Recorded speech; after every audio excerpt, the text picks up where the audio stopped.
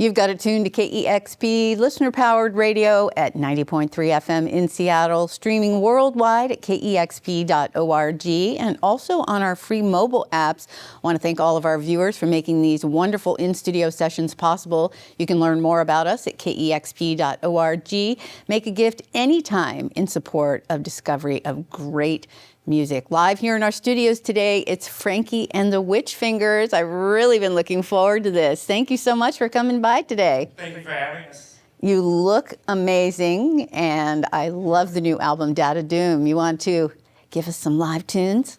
Let's do it. All right, it's Frankie and the Witch Fingers live on KEXP.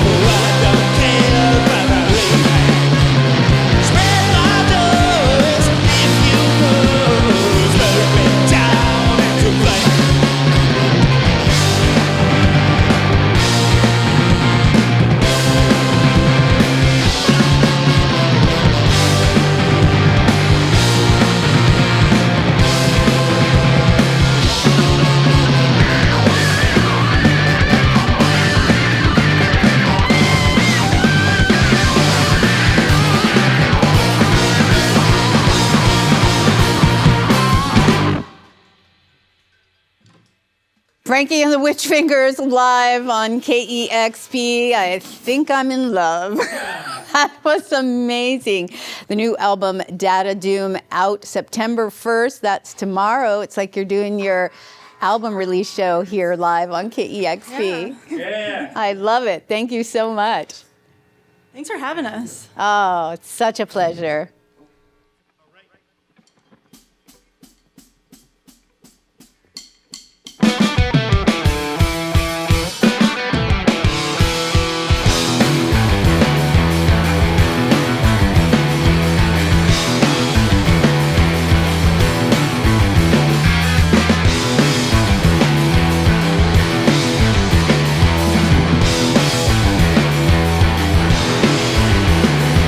Say now.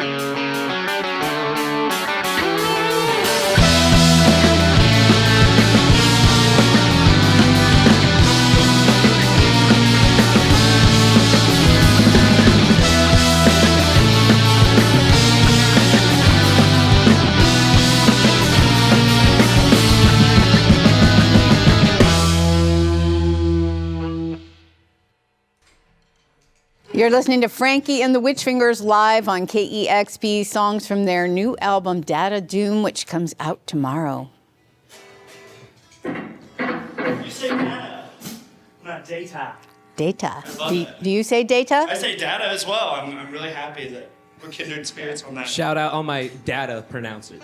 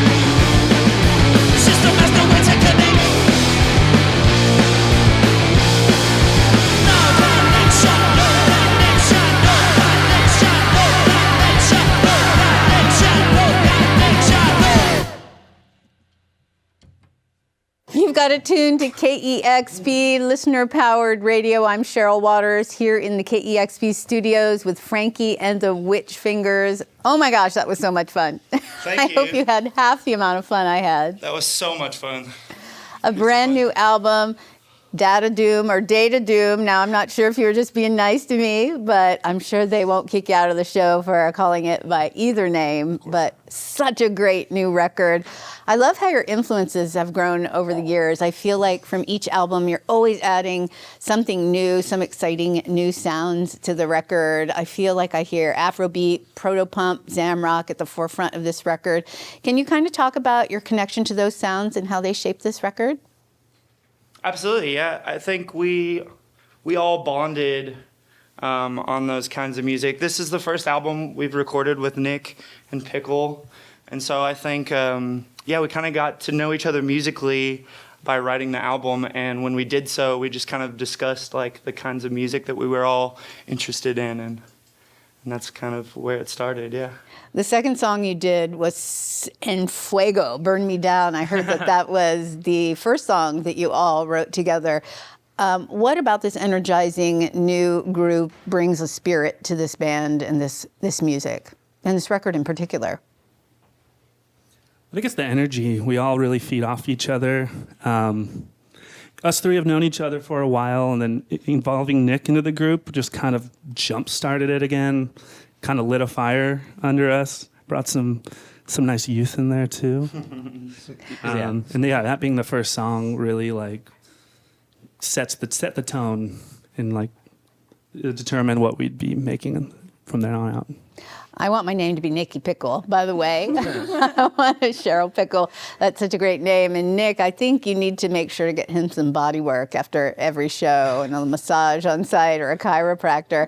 That is just an amazing performance. You all sound so great together, and I appreciate you bringing the horns today, full stop here. It sounds like on this record you gave yourself the freedom of some time to kind of spread out without any pressure of restraints, that you just let yourself create freely.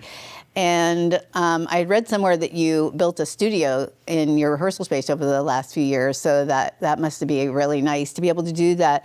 And I feel like there's just a whirlwind of textures and rhythms. What did the freedom of that space provide for you that you don't feel like you've maybe had the luxury of in the past? I mean, we just had unlimited time to work and experiment and get weird. And that's kind of our ethos, is be weird. I would say the cool thing about it too is like we could not even be like working on writing a song, but we're always, hit the record button, and within those 3 hours of jamming, we might have like a song in there. So that's always good to like look back on in the moment. That's so smart. You don't want to lose something that you got in there. And speaking of jamming, the third song you played, Miles Davis, I heard, is inspired by a piece from Miles Davis, kind of early 70s, electric period, and that you worked on that for 2 weeks straight. That must have been a lot of jamming. What does that look like when you've got that much to work with and get it down to a song that's so succinct like that?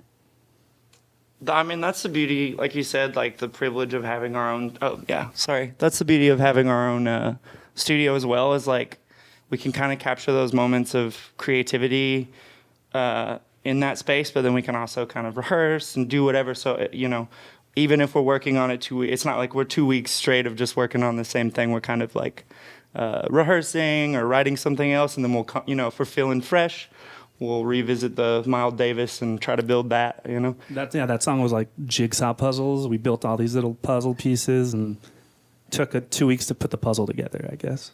I love it. I love it. The album cover for Data Doom is just truly unique, a beautiful piece of art that was created by two artists living in different countries.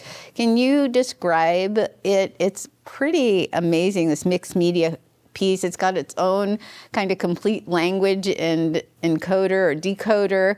Talk about how these artists work together and where the vision of this came from.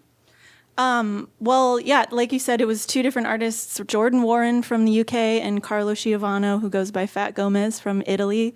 And we just had like a lot of brainstorming sessions, mainly like Dylan was the ringleader of the art making process, but it was a lot of just like feeding off of the music and creating kind of a lore behind it, this like dystopian, futuristic idol, I guess you would call the cover, and the inside cover as well. And then Jordan Warren really ran with that vibe and like created a whole language system that we won't give too many hints about, but we hope people will dive into the art and like try to figure it out for themselves. It's super fun. And you're, of course, notorious for your electric and raucous shows. It must feel so great to be getting out there playing live shows again. Oh my gosh, so good. Yeah, we can't love stop. to tour. I think we've been on tour for half the year. Ever since we were allowed to tour again, we've been going. We're like, don't take it away. Well, be sure to take care of yourselves, and thank you so much for bringing it through KEXP today. It was absolutely a pleasure to hear these new songs. Thank you. Thank you for having us. It was a pleasure. And thank you to all of our wonderful viewers and listeners for making sessions like this possible. You can learn more about us at kexp.org. Thank you so much. Frankie and the Witch Fingers live here in the KEXP studios in Seattle. Woo! Woohoo! 1, 2, 3. Yeah, let's do it again. I have a cat named Frankie too, but she's a girl. Discover new music at listener-powered KEXP.org.